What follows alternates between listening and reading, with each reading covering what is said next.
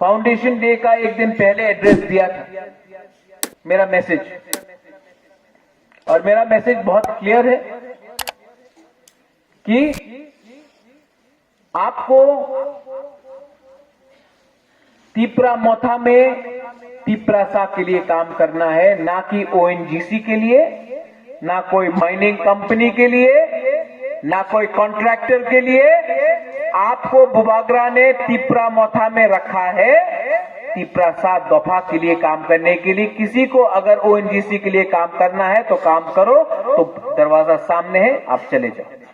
लेकिन ये पार्टी जो खून, जो पसीना बहा के हमने ये पार्टी बनाया है, दफा के लिए बनाया है, ओएनजीसी और कोई कॉन्ट्रैक्टर के लिए नहीं बनाया है।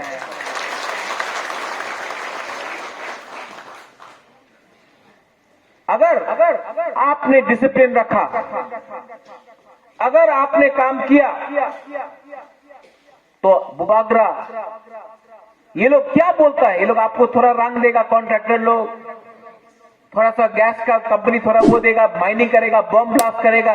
जब तक हमारा बुकुंबारा का गांव में अनुमति नहीं होगा, गांव वाला का, तब तक आपका काम नहीं है ओएनजीसी के लिए बात करने के लिए, आपका काम है तोहफा के लिए बात करने के लिए।